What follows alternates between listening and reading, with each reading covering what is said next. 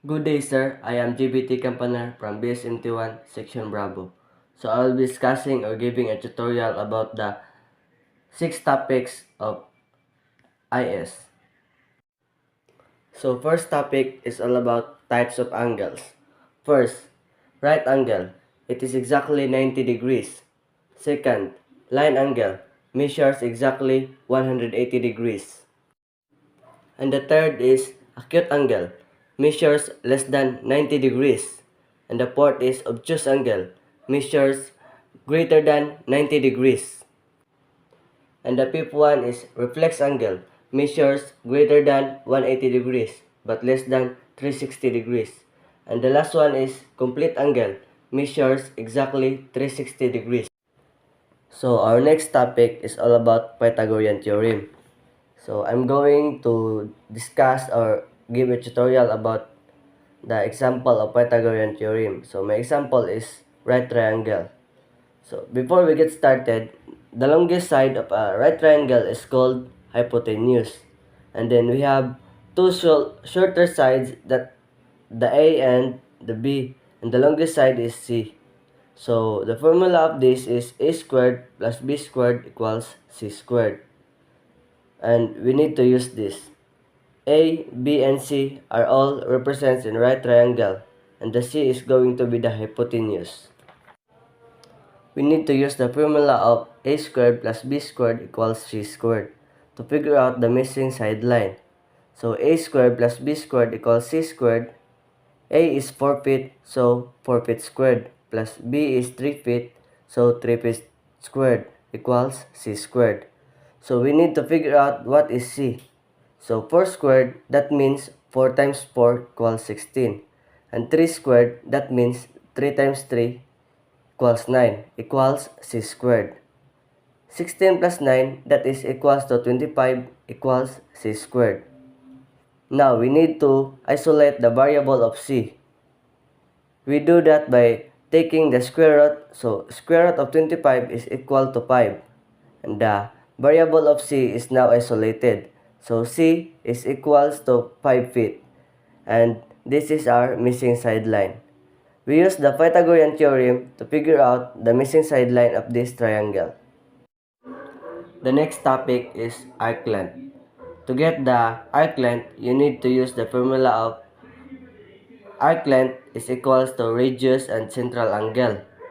So for example, the given of 10 radius and the central angle of pi over 4, and then multiply it together, it equals to 5 pi over 2. So that is the arc length. So the next topic is degrees to radians and radians to degrees.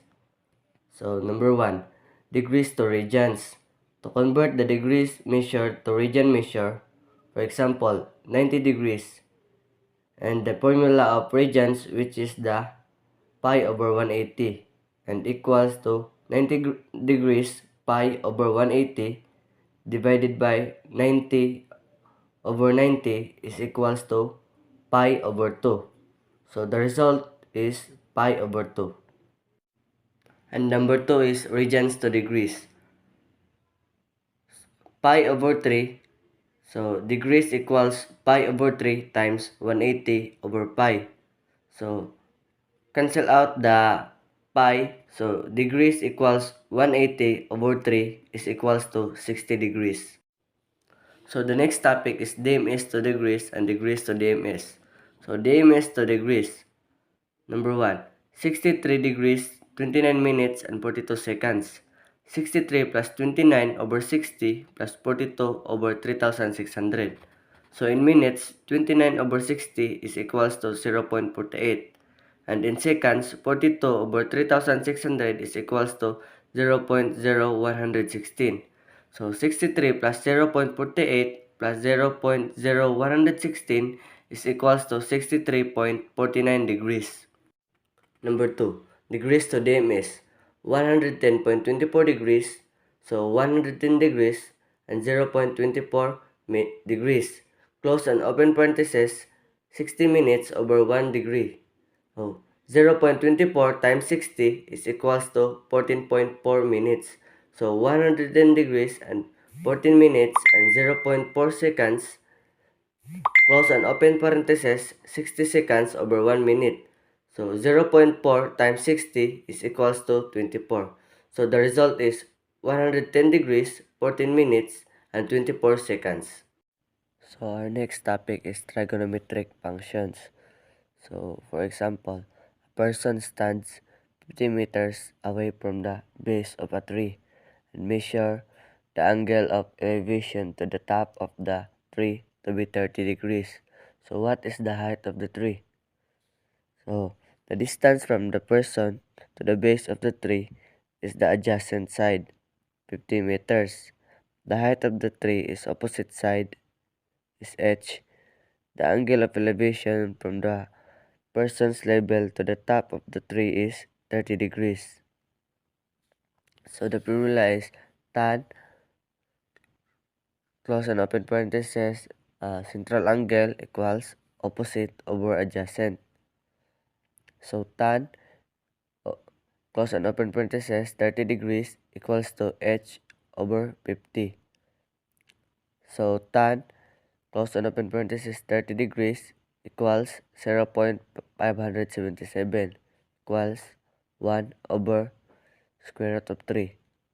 So substituting the value of tan 30 degrees into the equation, 1 over square root of 3 equals h over 50.